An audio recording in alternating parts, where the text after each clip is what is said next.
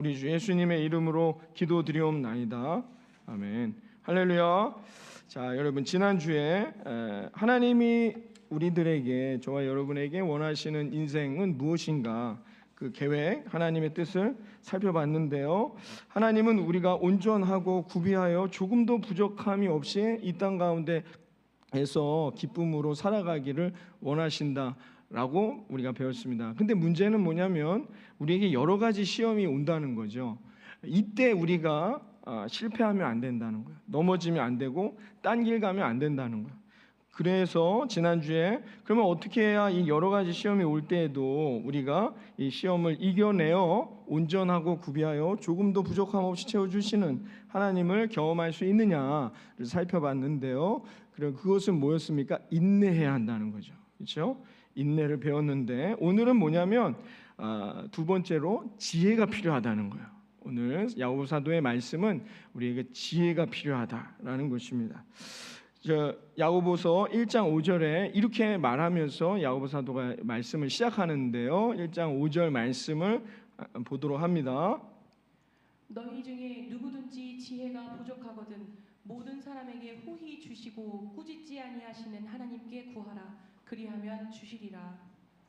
아멘. 여러분, 이 말씀이 믿어지십니까? 그때부터 우리가 시험을 이길 수 있는 복된 인생이 된다는 겁니다. 뭐가 필요해요? 지혜가 필요하다라고 말합니다. 여기서 오늘 본문에 보면 지혜가 부족하다라고 말하는데요. 지혜가 부족하다는 건 뭐냐? 바꿔 말하면 우리에게 반드시 뭐가 필요하다는 거예요? 지혜는 필요하다는 거예요.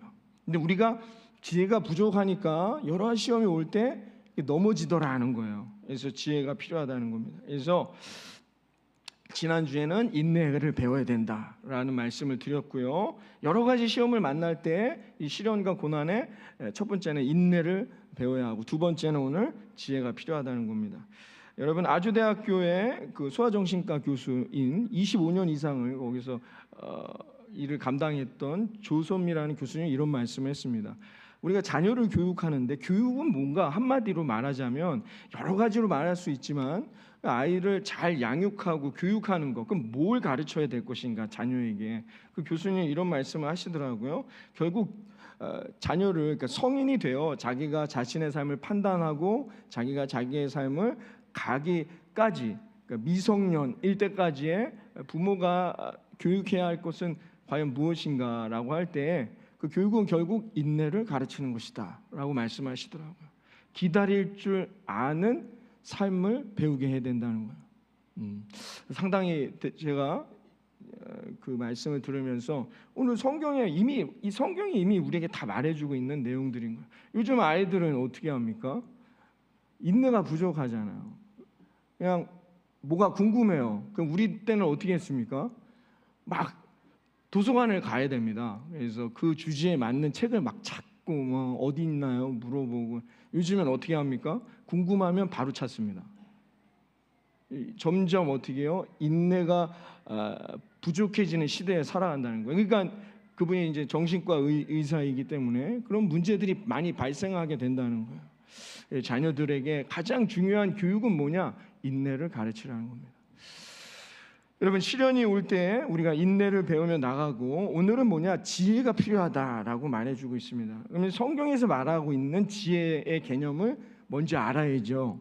지혜는 뭘까요? 성경에서 말하는 지혜란 우리가 이렇게 생각할 경우가 많이 있습니다. 오늘 지혜를, 너희 중에 누구든지 지혜가 부족하거든 주시는 하나님께 구해. 지혜를 구해야 되는구나. 지혜란 무엇일까요? 많은 사람들이 지식과 착각하는 경우가 있습니다. 그러니까 우리가 말씀을 들었어요. 말씀을 듣고 이게 어떤 말씀인지를 정확하게 깨달아서 내가 그 깨달은 바를 얻는 것을 지혜라고 생각해요. 그런데 그건 아니죠. 그것은 지식입니다. 지식. 지혜와 지식은 전혀 다른 개념이라는 거죠. 그러니까 우리가 말씀을 듣거나 여러 가지 인포메이션을 통해 무엇인가를 얻었다면 그건 지식에 불과하다는 거예요. 이 지식이 내 삶의 지혜가 되면 되는 거예요. 그러면 지혜가 되려면 어떻게 해야 되느냐? 반드시 들었던 말씀, 내가 깨달았던 것이 내 삶에서 적용돼야 한다는 겁니다. 그래야 그걸 우리는 지혜다라고 말하는 거죠. 이건 세상 사람들도 말하는 개념이라는 겁니다. 한양대 교육공학과 박사인 유영만 교수가 이런 말을 했는데요. 지금 AI가 엄청납니다, 여러분. 이게 어떤 산업혁명, 새로운 물결로 지금 정보화 시대라고 말하는데 그 이후에 새로운 혁명의 순간을 우리가 맞이하고 있어요. AI가 하고 있는, 제가 말씀드렸지만 앞으로 몇 년 안에 3,000개 이상의 직종들은 다 사라질 것이다라고 예측하고 있단 말입니다. 엄청난 속도로 이 AI가 여러 가지 것들을 다 감당하고 있는데요.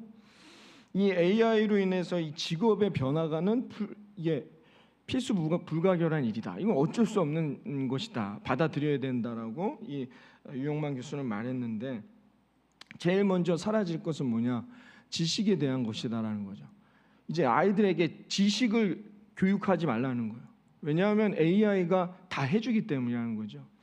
그래서 우리가 10년 동안 우리 인간의 머리가, 여러분 공부 잘한다는 개념이 뭡니까? 누가 공부 제일 잘합니까? 많이 외우는 사람이 공부 제일 잘하는 거잖아요. 우리가 학교 시절을 보세요. 누가 1, 2등하고 공부 제일 잘하는 친구가 어떤 친구예요? 많이 외우는 사람. 배운 거를 얼마나 많이 머리에 저장하느냐. 저는 이게 안 되더라고요. 이걸 잘하는 친구가 공부를 잘하는 거였단 말이죠. 지금도 뭐 크게 변하지 않아요. 많이 공부하는 친구, 공부 잘하는 친구들은 많이 머리에 들어 넣어야 한다는 거예요. 우리가 10년 동안 배워서 머리에 축적할 지식을 AI는 1분도 안 걸려서 다 배웁니다. 엄청난 변화인 겁니다. 지식의 흡수의 변화가 나타나고 있다고 말합니다. 그래서 그럼 이런 시대에 인간은 뭘 할 수 있는가라는 거죠. 그래서 그 교수님이 이렇게 말씀했는데요. 그것은 뭐냐면 AI가 지닌 지식에다가 AI가 할 수 없는 것이 있어요. 그건 뭐냐? 상상력이죠. 우리 인간의 상상력이라는 겁니다. 그걸 발휘하라는 겁니다. 그걸 발휘하여서 우리가 우리만이 할 수 있는 그런 인간의 참 아름다움이 드러날 수 있는 일들을 찾아야 된다라고 말하였는데요. 그래서 AI가 주는 엄청난 지식에다가 내가 할 수 있는, 인간이 할 수 있는 상상력을 더해서 그걸 어떻게 해요? 거기에 머물면 그건 아무것도 아닌 거예요. 그건 지식이라는 거예요. 그걸 통해서 세상에 나아가 경험하라는 거예요. 그 경험에서 많은 시행착오를 겪으면서 나만의 것을 얻으라는 거죠. 그건 지혜가 된다는 겁니다. 그 지혜를 얻는 자는 결국 이 엄청난 사회적 변화의 시대 앞에 실패하지 않고 낙오하지 않고 성공하게 될 것이다 라고 세상에 있는 교육자도 그렇게 말하고 있습니다. 성경이 오늘 우리에게 말해주고 있는, 우리가 지혜가 있어야 돼요. 여러 가지 세상을 살아가는 동안에 여러 가지 시험, 이건 어쩔 수 없습니다. 예수 믿고 구원받으면 시험이 없을 거라는 그 착각은 버려야 돼요. 예수 믿고 구원받아도요, 안 믿는 사람들보다 더 큰 시험과 환난과 시련을 만날 수 있다는 거예요. 여러 가지 시험을 만나게 될 때, 그러나 이 시험을 이겨낼 수 있는 사람은 누구냐? 오늘 본문에서 지혜 있는 자가 이겨낸다라고 말하는데요. 이 지혜란 무엇이다라고요? 결국 얻은 말씀을, 오늘도 배운 말씀을, 오늘도 이 들은 말씀을 내 삶에서 경험하는 사람, 실천하는 사람이 지혜를 얻는 자라는 겁니다. 잠언 1장 7절에 지혜에 대해서 이렇게 성경은 말해주고 있는데요. 잠언 1장 7절 봅니다. 여호와를 경외하는 것이 지식의 근본이거늘 미련한 자는 지혜와 훈계를 멸시하느니라. 아멘. 여러분, 미련한 자는 어떤 사람이냐? 성경이 이렇게 말합니다. 지혜와 훈계를 어떻게 해요? 멸시한다. 언뜻 들으면 뭐예요? 이게 말 듣기를 싫어한다고 생각할 수 있어요. 지혜와 훈계를 멸시한다라는 뜻이 뭘까요? 우리가 듣기에는 이게 말씀 듣는 걸 싫어하는 거예요. 오늘 목사님 또 저런 말씀하시네 하고 귀를 닫아버린단 말이에요. 이렇게 생각해요. 이런 사람은 미련한 자다라고 생각할 수 있는데 그렇지 않아요. 이 지혜와 훈계를 멸시한다라는 뜻은 뭐냐면, 우리가 말씀을 듣긴 들어요. 좋은 말씀, 안 들어도 다 들어요. 그렇죠? 우리 아이들 지금 유아부실에 있는데 떠들고 노는 것 같지만 오늘 찬양 뭐 했는지도 다 알더라고요. 자기는 내 평생 사는 동안이 제일 좋대요. 지금 유아부실에 있지만 우리 이거 TV로 나갑니다. 아이들은 딴짓하는 것 같지만 다 듣고 있단 말입니다. 그러니까 여러분, 우리가 말씀을 듣고 깨달았다면 그 말씀을 순종하여 삶에서 적용하는 거예요. 그걸 싫어한다는 거예요. 지혜와 훈계를 멸시한다는 건 우리가 말씀 듣는 자체를 싫어한다는 게 아닙니다. 듣고 그것을 순종하여 내 삶에 적용하는, 경험해보지 않는 인생을 말한다는 겁니다. 그래서 이 말은 곧 뭐냐? 다시 말하면 누가 지혜자이냐? 하나님을 경외한다로 말해요. 지혜의 근본은 뭐냐? 지식의 근본은 하나님을 경외한다는 거. 그러니까 누가 하나님 말씀을 실천할까요? 그러니까 다시 결론으로 돌아옵니다. 오늘도 우리 찬양해 주었지만, 오늘도 지난주에 우리 정규진 권사님도 찬양해 주셨지만, 신실하신 하나님, 지난 한 주간 동안 하나님은 나에게 과연 신실한가? 제가 이 말씀을 붙들고 이 주어졌던 이 권사님의 찬양을 통해 하나님은 나에게 신실하신 하나님인가? 나는 그러면 하나님 앞에 나는 신실한가? 이게 저에게 한 주간 동안 계속해서 주어졌던 타이틀, 주제, 말씀이었단 말입니다. 질문. 그 신실하신 하나님을 내가 오늘도 눈을 들어 그 하나님을 바라볼 거냐는 겁니다. 이게 믿음이라는 거예요. 이게 믿음이라는 겁니다. 믿음이라는 것은 여러분, 하나님의 실존과 비실존적인 것을 따져 묻는 게 아니란 말입니다. 내가 하나님을 믿겠다 했다면 그 믿음은 무엇이냐? 오늘도 말씀을 통해 우리에게 임하시는 그 하나님을 내가 인내하고 기다리며 그 하나님만을 붙들 수 있냐 말이에요. 지난주에 말씀처럼 욥과 같이 그 자가 지혜로운 자요, 그 자가 하나님을 경외하는 자라는 겁니다. 제가 새벽에도 말씀드렸지만 지난 주간인가요? 지지난주였는가? 그 어느 변호사님의 돌아가신 스토리가 뉴스에서 기사로 나온 적이 있습니다. 여러분 보신 분 있는지 모르겠는데 95년에 삼풍백화점이 무너졌어요. 이분이 제1기 사법고시에 합격하신 판사님이었어요. 이 남자분이 판사님 1기 우리나라. 그러니까 지금 80이 넘으신 고령이라 돌아가셨는데 1기셨대요. 판사님이셨는데 큰딸이 갑자기 시력이 없어진 거예요. 이 딸을 돌봐야 하니까 돈이 필요했어요. 그래서 판사를 그만두시고 변호사를 개업해서 이 아이를, 큰딸을 잘 돌보아서 갑자기 여러분 잘 자라다가 시력이 없어진 겁니다. 그래서 그 교회도 열심히 신앙생활을 하면서 믿음 가운데 이 자녀를 양육하여서 미국에 있는 대학을 졸업하게 하고 서울의 맹인 학교에 선생님으로 취직을 했습니다. 얼마나 기쁘시겠어요. 그래서 열심히 한 5개월인가 9개월 정도 일을 한 다음에 여동생들 둘하고 같이 그날 이제 삼풍백화점에 갔다가 세 자녀가 다 죽게 된 사건이 있었죠. 10명이 갑자기 죽는 거, 욥이 무너져서 가능합니까? 가능할 수 있는 거예요. 여러 가지 시험을 우리는 만날 수 있단 말이에요. 평생을 그래서 어떻게 해요? 그 맹인학교에 재단을 만들고 그 이들을 위해서 헌신하는 일을 하다 돌아가셨다는 기사였습니다만은, 여러분 우리가 하나님의 말씀은 어떻게 이루어질지 몰라요. 우리에게 어떤 시험이 우리에게 닥칠지 아무도 모르는 거예요. 그런데도 어떤 자가 승리하고 어떤 이들이 사람에게 감동을 주며 그 인생을 소망하고 존경하며 나아갈 수 있느냐? 어떤 사람? 하나님을 바라보는 사람이란 뜻입니다. 사랑하는 여러분, 오늘도 오직 하나님 한 분만을 의지하고 믿음으로 달려가 승리할 수 있는 저와 여러분 되어지기를 바라겠습니다. 그게 지혜자라는 겁니다. 잠언 9장 10절은 또 이렇게 말해줬어요. 지혜에 대해서 한번 봅니다. 여호와를 경외하는 것이 지혜의 근본이요 거룩하신 자를 아는 것이 명철이니라. 아멘. 하나님을 오늘도 알아갈 수 있는 인생이 되시길 바랍니다. 여러분 지난 한 주간 동안 어떠셨어요? 하나님이 여러분과 함께 동행하는 은혜의 시간 들으셨습니까? 하나님을 안다는 게 뭐예요? 내가 하나님을 보는 겁니까? 오늘 본문 성경에서 지혜의 근본이라는데 그게 뭐예요? 알아간다고 했어요. 하나님을. 여기서 하나님을 안다는 건 결국 뭘 말하는 걸까요? 하나님을 안다는 것은 단순히 지식만을 말하는 게 아니에요. 그 지식에 내 삶이 경험되어지는 거. 그때 우리는 하나님을 아는 겁니다. 여러분 여러분이 입을 크게 벌리고 하나님께 부르짖었더니 하나님이 응답해 주신 경험이 있습니까? 그럼 그 말씀은 진리가 된단 말입니다. 우리가 아무리 좋은 말씀을 이 자리에서 앉아서 듣는다 해도 내 삶에 전혀 적용되지 않는다. 우리는 전능하신 하나님을 만나기가 어렵단 말이에요. 지금까지 나를 구원하시고 나를 인도하시고 천국으로 인도하시는 그 하나님을 우리가 경험할 수가 없단 말입니다. 그런 사람은 지혜자가 아니에요. 언제든지 흔들릴 수 있단 말이에요. 여러 가지 시험을 만나면 어떻게 해요?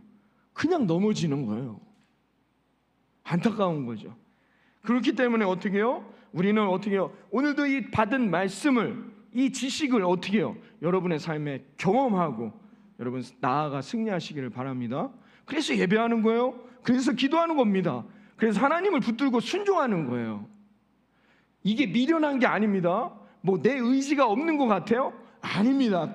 그렇게 생각하는 지혜와 훈계를 멸시한 그게 미련한 거예요. 여러 가지 시험을 만날 때 여러분 뭐라고 대답할 수 있겠냐 말이에요. 우리가 무엇을 얘기할 수 있겠냐 말입니다. 누가 지혜자느냐? 그 순간들마다 하나님의 계획과 뜻을 바라보며 하나님의 말씀을 붙들며 경험하는 자, 그 사람이 지혜자요 승리자라는 겁니다. 히브리서 5장 12절에서 13절에 사도 바울은 이렇게 말하고 있습니다. 한번 봅니다. 히브리서 5장 12절 13절. 때가 오래되었으므로 너희가 마땅히 선생이 되었을 터인데 너희가 다시 하나님의 말씀의 초보에 대하여 누구에게서 가르침을 받아야 할 처지이니 단단한 음식은 못 먹고 젖이나 먹어야 할 자가 되었도다. 이는 젖을 먹는 자마다 어린아이니 의의 말씀을 경험하지 못한 자요. 아멘. 자, 오늘 사도 바울 선생님이 이렇게 말했습니다. 왜 우리가 성장하지 못하느냐? 왜 말씀을 수도 없이 들어왔고 20년 신앙생활하고 30년 신앙생활해도 왜 이 모양 이 꼴인가? 왜 교회가 세상의 영향력이 점점 사라지고 있는가? 왜 세상이 점점 영적으로 더 혼탁해지고 있는가? 왜 그러냐? 말씀을 경험하지 못하고 있다는 겁니다. 왜 이단이 말도 상식적이지도 않은 이단들이 이렇게 판을 치는 대한민국 사회에 우리가 지금 이 순간 살아가고 있습니까? 이재철 목사님이라는 분이 이렇게 말씀하셨어요. 듣기 좋은 말들만 듣기를 원하기 때문이라는 거예요. 살아계신 하나님의 전능하신 말씀을 들으려고 귀를 여는 것이 아니라 사람들이 자기에게 듣기 좋은 말들만을 원하기 때문에 이단은 많아진다는 겁니다. 이제 여러분, 오늘 이 말씀도 여러분들 처음 듣는 말씀들이 아니라는 겁니다. 중요한 건 경험해야 한다는 겁니다. 경험하지 못한 자라는 말씀은 결국 말씀은 수도 없이 듣고 깨달았지만 내 삶에서 말씀으로 살아본 경험이 없다는 거예요. 이게 문제라는 겁니다. 그러므로 지혜가 없다는 것은 뭐냐? 말씀을 경외한 적이 없는 인생, 즉 말씀을 내 삶에 경험해 본 적이 없는 인생을 우리가 지혜가 없다라고 말할 수 있다는 겁니다. 말씀을 경외한 적이 없는 인생, 바꿔 말해 지혜가 없는 인생, 바꿔 말해 말씀을 경험한 적이 없는 인생은 좋은 말씀을 듣고 눈물을 흘립니다. 아, 오늘 은혜 받았네. 좋은 말씀이네요. 눈물을 흘리고 은혜는 받지만 깨달았지만 그 지식이, 그 말씀이 내 삶에서 경험되지 않는다는 겁니다. 그런 적이 한 번도 없는 인생들을 말하는 겁니다.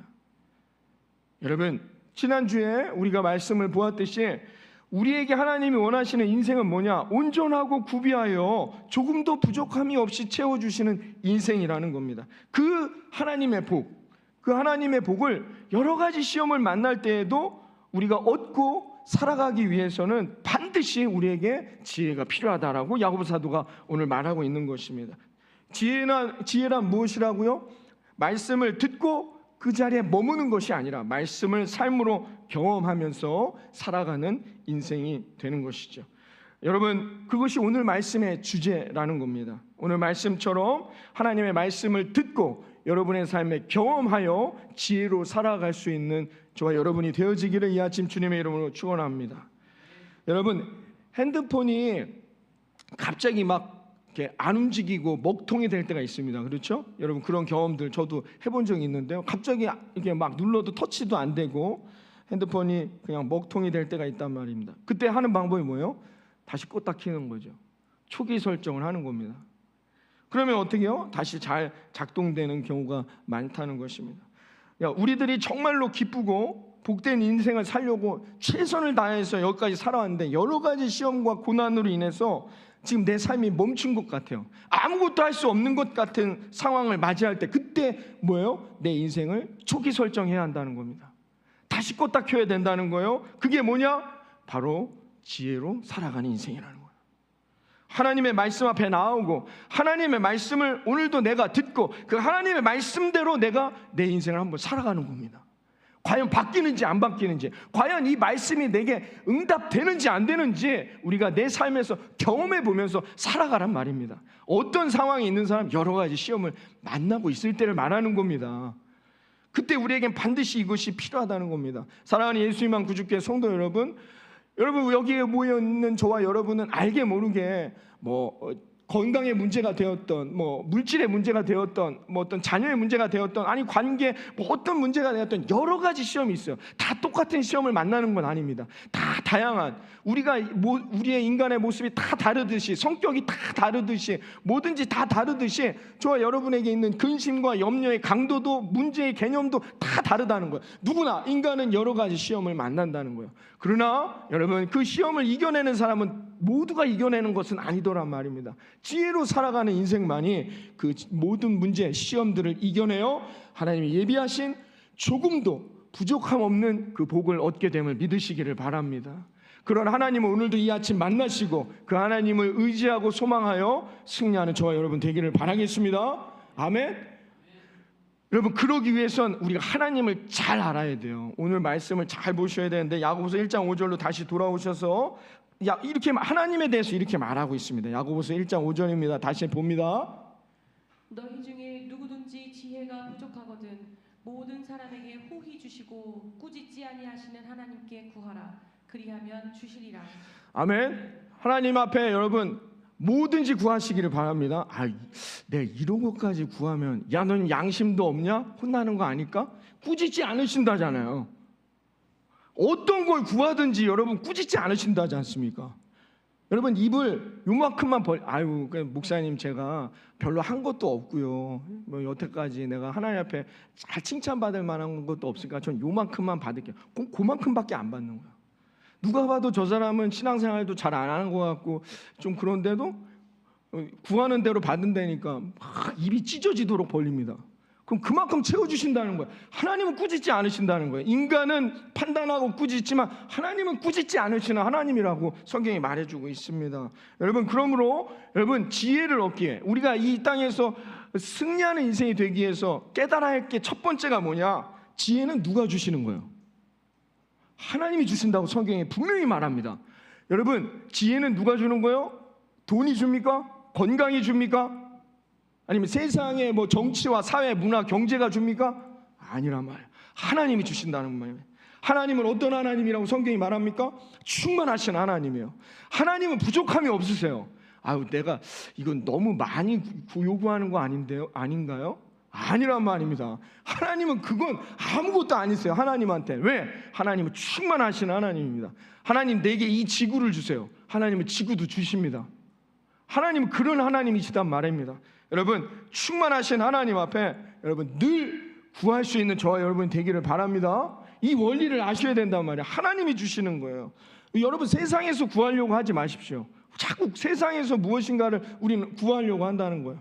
왜? 인간은 늘 부족하잖아요. 우리는 늘 부족하기 때문에 뭔가를 얻으려고 하는데 세상에서 얻지 마시고 충만하신 하나님, 모든 것을 반드시 주시는 그 하나님을 믿고 여러분 나아가시기를 바랍니다. 여러분, 기도할 때 가끔 이렇게 낙심되는 기도가 있어요. 그럼 언제까지 기도해요, 목사님? 낙심하지 마세요. 반드시 주십니다. 하나님은 반드시 주시는 하나님임을 믿고 여러분 끝까지 기도하시는 거예요. 아시겠죠? 두 번째는 뭐냐?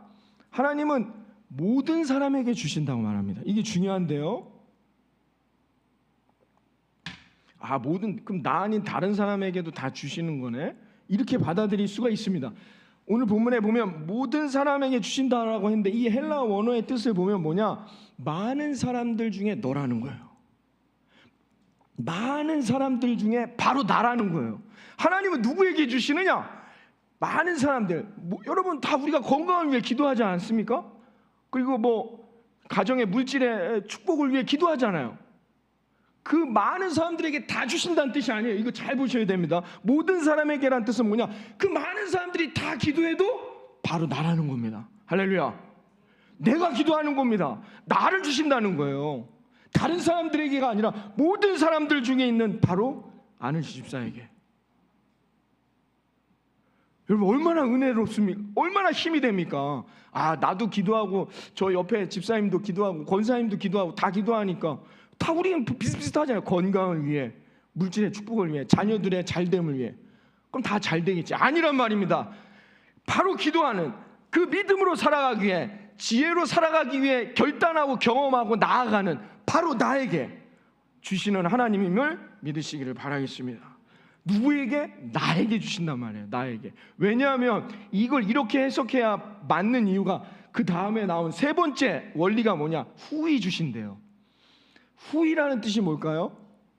이 중요합니다. 뭘까요? 되게 후하게 이렇게 풍족하게 주시는 거 아닐까요, 목사님? 우리 이렇게 생각해요. 그러니까 이 후히라는 단어를 그동안 우리가 이렇게 배워왔어요. 그렇죠? 그러니까 하나님 내가 내게 10개 주세요. 근데 12개 주시면 후히 주신 거잖아요. 우리가 이렇게 생각해 온단 말이에요. 왔단 말이에요. 이 단어를 오늘 이 말씀을 읽을 때마다 하나님은 후히 주시는 하나님. 그게 뭐냐? 내가 10개를 요구해도 12개를 주시는 하나님이다 라고 우리가 생각했어요. 물론 하나님 그런 하나님이시죠. 하나님은 내가 요구하지 않아도 주시는 하나님, 얼마나 풍성하고 너그럽게 주시는 하나님이십니까? 그런데 이 단어는 그런 뜻이 아니에요. 신약 성경에 딱 한 번 이 단어가 나오는데 바로 이 단어입니다. 그렇기 때문에 이 단어는 상당히 중요한 의미가 있는 거예요. 사도 바울 선생님이 이 단어를 여기에서만 썼단 말이죠. 이 단어는 무슨 말씀, 어떤 의미가 더 강하느냐? 오직이란 뜻이에요. 오직. 그러니까 모든 사람에게 오직 주시고, 이게 무슨 말이에요? 모든 사람들 중에 있는 바로 너, 오직 너에게 주겠다는 겁니다. 오직 나에게만 주시겠다는 겁니다. 할렐루야. 하나님은 이런 하나님이십니다. 옆에 분도 지혜를 건강을 위해 기도할 텐데, 아니요, 하나님은 누구만 바라보느냐? 나만 바라본단 말입니다. 모든 사람들 중에 있는 오직 너 하나, 온 마음을 다하여 하나님은 나만 바라보신다는 겁니다. 그러니 오늘도 여러분들의 복을 위해 온전하고 구비하여 조금도 부족함이 없이 내게 오직 나에게만 주실 그 하나님을 오늘 만나시고 그 하나님께 간구하고 승리할 수 있는 저 여러분이 되기를 바라겠습니다. 얼마나 은혜롭습니까, 여러분? 나에게 주시겠다는 거, 오직 나에게만 주신다는 겁니다.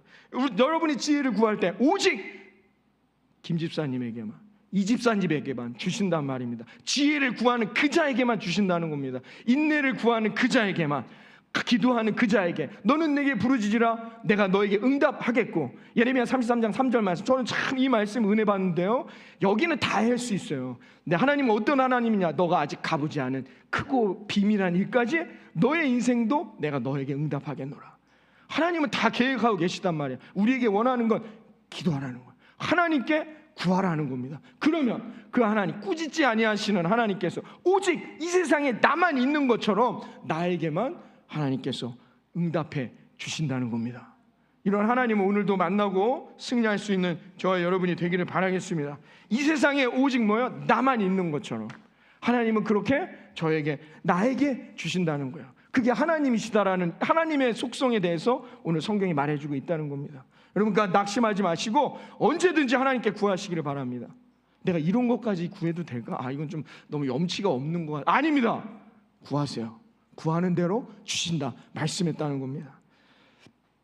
저희 자녀가, 제 딸이 미술 준비물이 있어가지고 무슨 파레트를 사오는데, 저는 이번에 처음 알았는데 그것도 무슨 몇 개가 이렇게 들어갈 수 있는, 물감이 들어갈 수 있는 가지수가 있더라고요. 파레트도 다 그냥 하나만 있는 게 아니라 종류가 다양하더라고요. 이게 제가 그 준비물이라고 이거 빨리 사야 된다고 이제 요청을 해서 엄마랑 알아보는데 막 인터넷으로 찾아보고 막 여기저기 다니면서 그걸 사줬습니다. 그걸 딱 갖고 오래더라고요. 그걸 찾기 위해서 여러 가지 파레트들이 있고 여러 가지 문제가 있는데, 그러니까는 어떻게 해요? 그걸 살 때까지 계속 신경이 쓰이는 거야. 이 파레트는 어디 가서 사야 되는 거지? 여기 마트로 가야 되나? 마트에 갔더니 그걸 요구하는 게 없어요. 그럼 어디로 가야 되나? 그것만 생각나는 거예요. 차를 타고 가도 파레트만 보이는 것 같아요. 하나님이 이런 하나님이시단 말입니다. 오직 이 세상에 나만 있는 것처럼 하나님은 계속해서 나의 기도의 제목에 그것만 생각하신단 말입니다. 오직 그것만, 이 땅에 아무도 없고 나만 있는 것처럼, 여러분만 기도하는 것처럼 하나님이 여러분에게 응답해 주실 거라 믿습니다. 그 믿음을 갖고 기도하시란 말입니다. 이건 뭐 나도 기도하는데 다른 사람도 다 기도하면 하나님은 안 들어주시나? 이게 뭐예요? 두 마음을 갖는 거예요. 하나님은 그렇게 후히 주시는 하나님인데, 문제는 뭐냐? 우리의 마음이 갈등한다는 겁니다. 여러분 신앙생활할 때 이런 갈등에 빠져본 적 없습니까? 제가 이렇게 오늘 얘기하고 기도하고 여러분 이렇게 살아가십시오 해도 아멘은 했지만, 여러분 여전히 근데 하나님은 왜 여러분 마음에 내가 나에게 일시불로 안 주고 이렇게 찔끔찔끔 주시나? 내가 요구한 건 이만큼의 액수인데 왜 하나님 일시불도 안 주시고 이렇게 조금씩 주실까? 이런 고민. 또 여러분 왜 하나님은 나에 대해서만 이렇게 인색하실까? 저분은 저렇게 많이 주시는데, 저 사람은 저렇게 하는데 왜 나는 요만큼만 주시는가? 여러분 이런 고민들. 또 여러분 하나님은 공짜가 없으시네. 반드시 나에게 뭔가 대가를 원하셔. 아유 너무 힘들어. 차라리 내가 안 구하고 말지. 나 이거 너무 힘든 것 같아. 여러분 어떠세요? 신앙생활할 때 이런 고민들 한 번쯤은 다 해보셨을 거예요. 기도했는데 하나님이 한 번에 안 주신단 말이에요. 분명히 목사님 후히 주시는 하나님이시다라면서요. 이 땅에 남아있는 것처럼 내가 구하는 건 다 주시는 하나님이라고 해놓고서는 왜 하나님 이렇게 찔끔찔끔 주십니까? 어떠세요 여러분? 건강을 위해서도 기도하면 이게 나았어, 이제 다 나은 것 같아, 또 다른 데가 아파요. 막 왜 이러냔 말이에요. 왜 이렇게 아쉬움이 남도록 하나님은 하실까요? 이 질문에 야고보 사도가 오늘 답을 해주고 있어요. 8절 봅니다. 1장 8절에 그 이유가 여기에 있다고 말해줍니다. 두 마음을 품어 모든 일에 정함이 없는 자로다. 두 마음을 품기 때문이라는 겁니다. 여러분 이 뜻은 결국 뭐냐? 우리가 기도를 하면서도 의심해요. 여러분의 입을 크게, 입이 찢어지도록 벌리면 하나님 채워주실 거라 믿습니다. 아 이렇게까지 하면 이건 아닌 거예요. 내 양심의 가책이 있는데 그러면 안 돼요. 이미 두 마음을 품는 순간 안 된다는 겁니다. 여러분 막 기도를 하는데 어떻게 해요? 그런 마음이 든다는 것이죠. 하나님은 한 마음, 온 마음, 하나님은 이 땅에 오직 남아있는 것처럼 내게 최선을 다하여 자신의 온 마음으로 나에게 다가오시는데, 우리는 어떻게 해요? 마음이 두 갈래, 세 갈래, 네 갈래로 찢어져 있단 말입니다. 한 마음은 집에 가 있고, 한 마음은 직장에 가 있고, 한 마음은 저기 뭐 자녀들에게 가 있고, 마음이 갈라져 있단 말입니다. 그래서 안 되는 거예요. 두 마음을 품었다는 이 말은 뭐냐? 우리의 마음이 지금도 내 속엔 내가 너무 많아요. 참 종교적인 찬양, 그 노래이죠. 그 누가 조성모가 부른 건가요? 내 속엔 너무 내가 많아요. 내 마음이 한 갈래, 두 갈래, 세 갈래, 네 갈래 여러 가지 마음으로 갈라져 있단 말입니다. 그래서 하나님의 그 복을 받을 수 없는 거예요. 왜? 하나님은 이 땅에 남아있는 것처럼 내게 막 달려오시는데 나는 마음이 갈라져 있어요. 하나님도 보긴 봐야 되고 신앙생활도 하긴 해야 되지만 근데 세상의 일도 있고 한데 이거 세상은 또 어떻게 돌아가나, 정치적인 거기에도 막 남북 이거 어떻게 이러다 전쟁 나는 거 아닌가, 여러 가지 마음으로 우리의 마음이 갈라져 있단 말입니다. 그래서 결국은 어떻게 해요? 우리는 실패하게 된다는 겁니다. 하나님, 그 후히 주시는 하나님, 엄청난 복을 주시는 하나님을 우리가 경험하지 못하고 살아간다는 것입니다. 여러분 정함이 없다라는 뜻이 뭘까요? 정함이 없다. 정함이라는 뜻이 뭐예요? 고요하다라는 뜻이에요. 우리가 고요함이 없어요. 마음에 잔잔한 호수와 같은 고요함이 없이 오늘도 너무 분주하단 말입니다. 마음이 마치 어떤 마음과 같으냐? 6절에 말합니다. 오직 믿음으로 구하고 조금도 의심하지 말아야 할진대 의심하는 자는 마치 바람에 밀려 요동하는 바닷물결 같아. 그 뭐예요? 정함이 없다는 게 뭐예요? 흔들리는 바다 물결 아시죠? 어떤 규칙이 있는 게 아닙니다. 이리 쳤다 저리 쳤다 막 바다 물결 같단 말이에요. 우리의 마음이 오늘도 여러 가지 세상에 살아갈 문제 때문에 또 이 말씀을 듣고 세상에 나아가 여러분의 가정과 일터로 돌아가셔서 살아가야 그 모든 일들 때문에 어떻게 해요? 내 마음에 정함이 없단 말이에요. 흔들려요. 막 고요함이 사라져가고 있다는 것입니다. 그런데 그러면 어떻게 해요? 하나님이 후히 주시는 하나님을 경험할 수 없게 된다는 거예요. 두 마음을 품어 내 마음이 흔들리는 거예요. 그게 뭐예요? 미련한 인생이에요. 성경은 그렇게 말해주고 있어요. 그게 뭐예요? 실패하는 인생이 된다는 것입니다. 사랑하는 여러분, 우리는 늘 하나님 앞에 어떻게 해요? 한 마음으로, 여러분 잔잔한 마음으로 하나님을 만나고 그 하나님 앞에 구할 때마다 하나님이 채워주심을 믿으시기를 바랍니다. 그래서 새벽 예배를 드리는 거예요. 왜? 첫 시간 아직 세상의 것 보지 않고 세상의 것 듣지 않고 딱 일어나자마자 첫 시간에 그게 제일 좋은 거예요. 왜? 하루의 인생을 살다 보면 여러 가지 것들도 보게 되고 듣게 되고 말하게 되니까 어떻게 해요? 내 마음에 정함이 없어요. 막 요동치는 파도와 같단 말이에요. 파도처럼 흔들린단 말이에요. 근데 아침에 딱 일어났을 때는요, 아직 뭐 세상 일도 몰라요. 그 시간에 나와 하나님 말씀을 붙들고 하나님을 의지하며 나아갈 때 저는요 반드시 하나님 응답해 주실 거라 믿습니다. 조종희 집사님 이제 새벽에 나오고 계신데 잘하고 계셔요. 하나님을 경험해야 된단 말입니다. 하나님의 살아계심을 경험해야, 그래야 뭐예요? 기적. 우리는 기적이라 말하지만 그건 하나님이 예비하신 아름다운 은혜와 복을 우리가 받게 된다는 겁니다. 그래서 우리는 늘 하나님 앞에 어떻게 해요? 정함이 없는 인생이 돼야 돼요. 흔들리지 마시고 믿음의 반석 위에 여러분 달려가 오늘도 이 한 주간도 남은 이 6월 한 달도 승리하는 저와 여러분의 인생이 되기를 바랍니다. 복된 하나님의 은혜를 경험하시기를 바랍니다. 시편 1편은요 시편 말씀이 길지 않습니까? 그 150편에 대한 많은 말씀들의 주제가 뭐예요? 1편의 내용이에요. 복 있는 인생. 제가 시편의 말씀 새벽에도 말씀드릴 때도 늘 말씀드렸지만 시편의 주제가 뭐예요? 복된 인생이 되라는 거예요. 그 복 있는 인생과 복 없는 인생, 미련한 자의 인생이 어떤 거냐? 시편 1편 3절과 4절에 이렇게 말해줍니다. 함께 봅니다. 그는 시냇가에 심은 나무가 철을 따라 열매를 맺으며 그 잎사귀가 마르지 아니함 같으니 그가 하는 모든 일이 다 형통하리로다. 악인들은 그렇지 아니하며 오직 바람에 나는 겨와 같도다. 아멘. 여러분 복 있는 인생을 살아가시기를 바랍니다. 복 있는 인생은 뭐예요? 하는 게 아무것도 없어요. 복 있는 인생은 뭐예요? 나무예요. 어떤 나무냐? 물이 잘 흐르는 시냇가에 뿌리를 잘 내린 나무예요. 나무가 하는 일이 뭡니까? 아무것도 없습니다. 그냥 거기에서 뿌리만 잘 내리란 말입니다. 그런데 성경은 뭐예요? 그게 복 있는 인생이라는 거예요. 정함이 없어야 된다. 나무가 어떻게 해요? 여러분 뭐 사과나무나 큰 나무들 바람이 막 붑니다. 태풍이 흔들립니까? 부러질지언정 흔들리지 않아요. 그러나 미련한 인생, 저주받는 인생, 하나님의 복을 못 받는 악인들의 인생은 뭐래요? 바람에 나는 겨와 같다는 거예요. 바람이 일로 불면 어떻게 해요? 싹 돌아가는 거예요. 야 이게 좋다는데? 일로 가야 되나? 바람이 일로 불면 어떻게 해요? 싹 돌아가지고 이게 좋다는데? 일로 가야 되나? 그 마음에 정함이 없단 말이에요. 탁을 요동치는 바다 물결 같은 거예요. 바다 물결이 일로 치면 일로 가고 절로 치면 절로 가고. 그런 인생은 성경이 말할 때 복된 인생이 아니란 말이에요. 하나님이 예비하신 은혜와 복을 받을 수 없다. 누가 복된 인생이에요? 시냇가에 심은 나무. 여러분 이 말씀을 잘 묵상해 보세요. 나무가 하는 일이 뭐 더우면 더워도 거기 있어야 되지. 눈 오면 눈 와도 거기 있어야 되지. 바람 불면 바람 불어도 거기 있어야 돼요. 움직일 수도 없고 어디로 갈 수도 없고 어디를 쳐다볼 수도 없는 게 이 나무, 시냇가에 심어 있는 나무예요. 그러나 그가 어떻게 해요? 철을 따라 열매를 맺고 그가 살아가는 인생의 길이 형통한 인생이 됨을 믿으시길 바랍니다. 왜요? 그 뿌리를 하나님 앞에 두고 있기 때문이죠. 자기의 생명의 근원을 하나님만을 바라보기 때문이란 말입니다. 그러기 때문에 승리한다는 거예요. 아멘. 이게 성경이 우리에게 말해주는 복의 원리가 되는 것입니다.